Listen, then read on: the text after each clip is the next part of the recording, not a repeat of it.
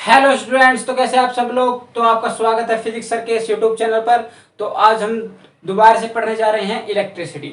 तो इलेक्ट्रिसिटी में जो आज हमारा टॉपिक हम लेके आए हैं वो है ओम्स लॉ। ओम्स लॉ को समझ जो ओम्स लॉ में हम क्या समझना है, ओम्स लॉ में समझना है पोटेंशियल डिफरेंस तथा इलेक्ट्रिक करंट के बीच में क्या रिलेशन है, उस चीज को हमें समझना है। ठीक है, तो हमें जो ये वाला फॉर्मूला होता है, चलो पहले हम पढ़ते हैं ओम्स लॉ। ठीक है, ओम्स लॉ टॉपिक डालते हैं ओम्स लॉ। ओम्स लॉ, ठीक है।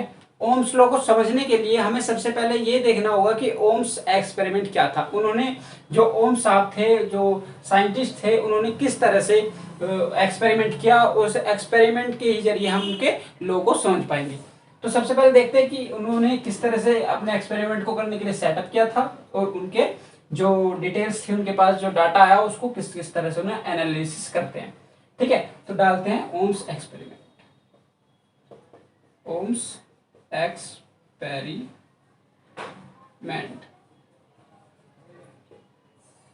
Ohms experiment. ठीक है, तो ओम्स एक्सपेरिमेंट में जो हमारा सेटअप था वो कुछ इस तरह से था कि इस तरह से यहाँ पे रेजिस्टेंस लग रहा था। ठीक है, रेजिस्टेंस में क्या है, एक बल्ब भी हो सकता है, ठीक है, कुछ भी हो सकता है वो। यहां पर एक एमीटर लगा हुआ था, और इस तरह से यहां पर एक स्विच जो इस टाइम क्लोज है, और यहां पर आके बैटरी से कनेक्ट, सेल, ये प्लस ये माइनस। ठीक है, समझ गए, ये है एमीटर। ठीक है, और यहां पर एक पैरेलल में क्या लगा था, पैरेलल में लगा था हमारे पास एक वोल्ट मीटर। समझ गए, तो इस तरह का कुछ हमारे पास सेटअप था। ठीक है, तो ओम साहब ने क्या किया, उन्होंने ये जो सेल होती है, ठीक है, आपने जो देखा होगा, आप जो 10 रुपए या 5 रुपए जो सेल आती है, ठीक है, वो उसमें क्या होता है, वो 1.5 वोल्ट की होती है। ठीक, कितने वोल्ट की, 1.5 वोल्ट की। तो उन्होंने सबसे पहले यहाँ पर एक सेल लगाई। ठीक है, हम इधर एक टेबल बना लेंगे जो ऑब्जर्वेशन टेबल है, ऑब्जर्वेशन टेबल। ठीक है, ऑब्जर्वेशन टेबल में हम इधर क्या क्या बनाएंगे,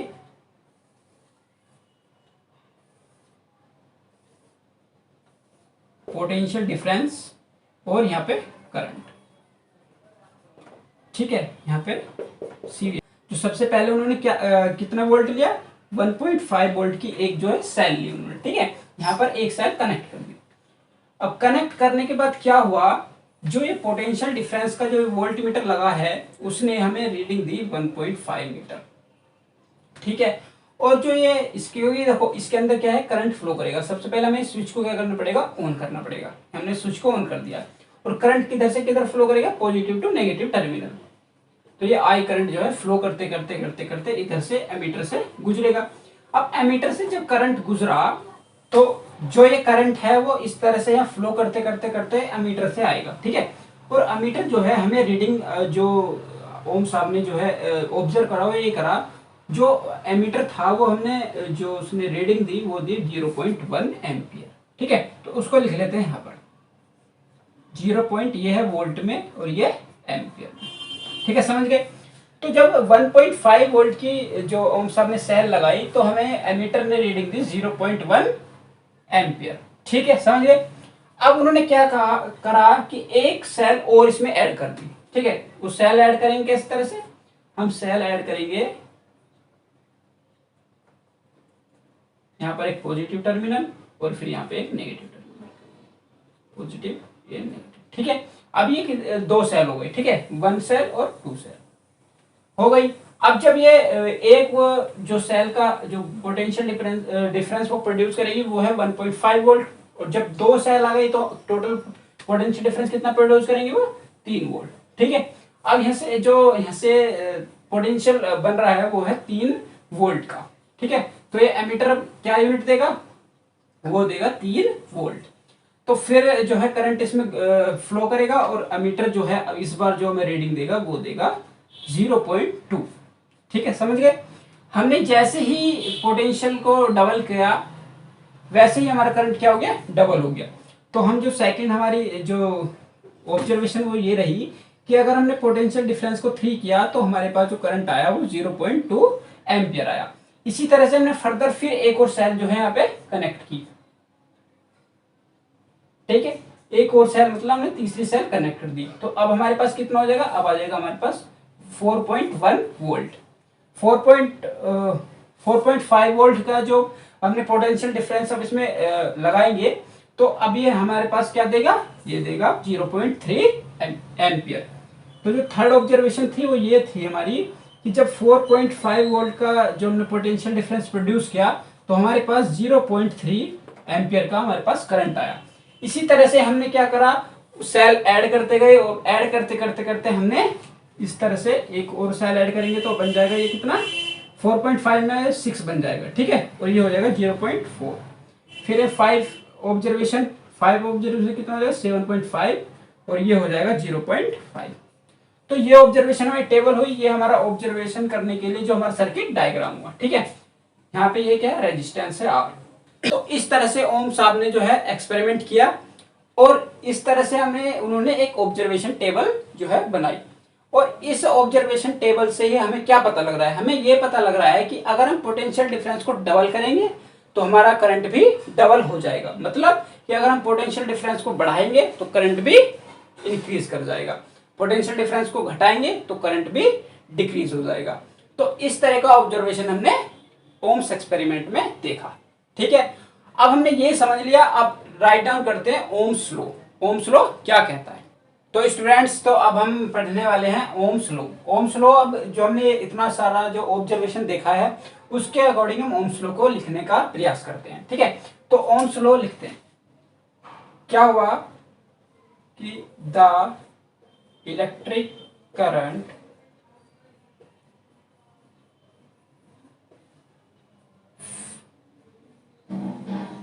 passing through a conductor is directly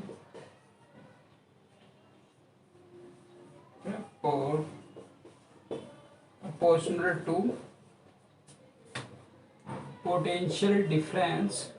इसका मतलब है पोटेंशियल डिफरेंस applied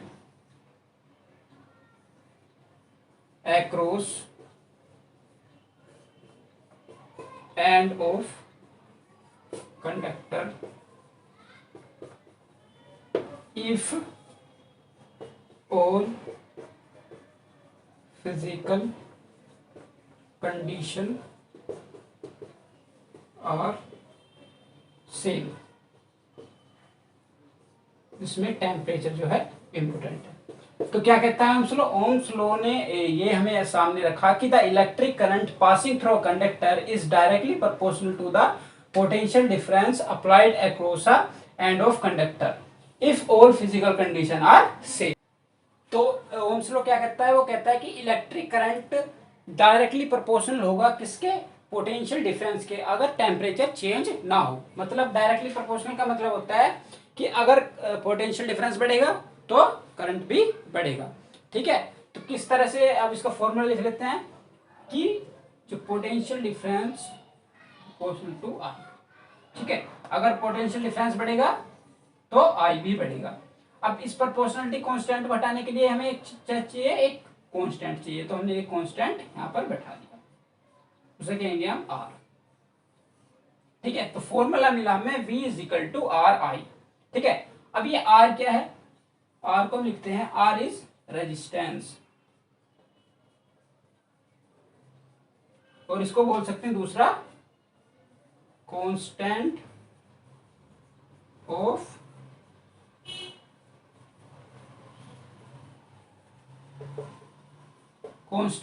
प्रोपोर्शनलिटी। ठीक है, तो V is equal to R I, ये फॉर्मूला मिला कहां से, ओम्स लॉ से। ठीक है, अगर आप ये समझ चुके हो तो इसको राइट डाउन कीजिए, सिर्फ यही डेफिनेशन आपके लिए इंपॉर्टेंट है, ठीक है। और ये फॉर्मूला, अब आप जो बात आती है वो आर की, आर किस किस, क्या वो एक कांस्टेंट रहेगा या वो चेंज भी कर सकता है? तो ये चेंज करेगा मीडियम, मतलब जो आप कोई जिस तरह से कंडक्टर ले, वो किस किस तरह का कंडक्टर है, ठीक है, लोहा है, ठीक है, आयरन है, कॉपर है, ठीक है, किस किस चीज पे वो अलग अलग मेटल पर अलग अलग उसकी वैल्यू होगी, ठीक है। तो आर दूसरी चीज पे डिपेंड किस तरह से करेगा, डिपेंड ऑन सबसे पहले लेंथ ऑफ वायर, ठीक है, दूसरा cross section, cross section of मतलब कितना मोटा है वायर, क्या कितना पतला है, ठीक है, और तीसरी चीज टेम्परेचर। और अगर मेटल टू मेटल चेंज करेगा तब भी आर जो है चेंज करेगा, ठीक है। अब बात आती है आर की यूनिट क्या होगी। तो आर की यूनिट यहां से क्या आएगी, देखो आर की यूनिट यहां से आएगी कि अगर हम आर को यहाँ पे आ जाते हैं तो आर इक्वल टू हो जाएगा वी अपॉन आई, मतलब volt upon ampere is equal two volt पर एम्पियर। तो वोल्ट पर एम्पियर इसकी आर की यूनिट हुई, और दूसरी यूनिट होती है उसकी ओम, ठीक है, ओम, जिसको इस तरह से डिनोट करते हैं, क्योंकि ओम साहब ने इसको बताया था तो उन्हीं के नाम पर इसकी एक यूनिट रख दी ओम, ठीक है। अगर आपको ये समझ में आ गया हो तो इसको राइट डाउन किए। और तो स्टूडेंट्स अब हमारा जो नेक्स्ट टॉपिक है वो है वी वर्सेस आई का ग्राफ, ठीक है। तो जो हमने इधर ये जो ऑब्जर्वेशन की है इसका हम एक ग्राफ ड्रॉ करेंगे और देखते हैं वहां पे हमें क्या एनालिसिस करके क्या जो रिजल्ट मिलता है, ठीक है। तो हम लिखते हैं टॉपिक वी आई ग्राफ, ठीक है, वी आई ग्राफ। तो सबसे पहले हमें ग्राफ ड्रॉ करना पड़ेगा, इस तरह से हमने ड्रॉ किया। एक्स एक्सिस पे मैं लूंगा करंट और वाई एक्सिस पे जो है पोटेंशियल डिफरेंस, ठीक है। तो ये यूनिट्स है 5, इनको हम यहाँ पर पुट करते चले जाएंगे, ठीक है।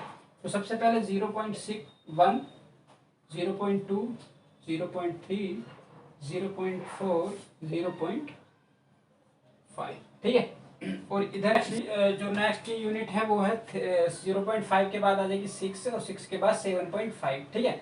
तो अब इनको कंबाइन करते चले जाएंगे यहाँ से इस तरह से, और ये इसके साथ कंबाइन, और ये इसके साथ, और ये इसके साथ, और लास्ट जो है ये इसके साथ।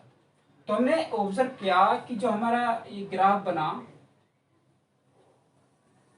वो बना स्ट्रेट लाइन, ठीक है। अगर हम V वर्सेस I का ग्राफ ड्रॉ करते हैं, ठीक, कंडीशन ये है कि टेम्परेचर जो है हमारा सेम है, ठीक है। तो हमारा जो ग्राफ है वो क्या आता है, स्ट्रेट लाइन आता है।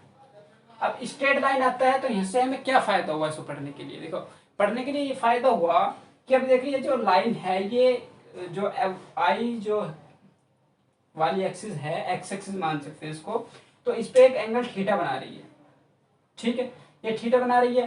तो अगर हम एक जनरल पॉइंट लें यहां पर, ठीक है, इसको मान लेते हैं चलो बी, और ये पी, जो यहां से यहां तक की डिस्टेंस है ये है पी, और ये जो है ये है बी, ठीक है। मतलब जो बी है वो करंट है और जो पी है वो वोल्टेज है, ठीक है। तो टेन थीटा क्या होगा, जो यहां से अगर हम टेन थीटा निकालें तो टेन थीटा होगा परपेंडिकुलर अपॉन बेस, तो परपेंडिकुलर, और ये यहाँ पे आ जाएगा, ये आ जाएगा बेस, तो परपेंडिकुलर अपॉन बेस, तो परपेंडिकुलर अपॉन बेस का परपेंडिकुलर क्या है, वोल्ट जो हमें देगा, और बेस जो हमें करंट देगा, ठीक है। तो volt upon current is equal to resistance, तो V upon R, V upon I is equal to R हो जाएगा। तो टेन थीटा कितना आ जाएगा, तो टेन थीटा आ जाएगा इज इक्वल टू रेजिस्टेंस। तो इसे कहते हैं हम ग्राफिकल मीनिंग ऑफ रेजिस्टेंस।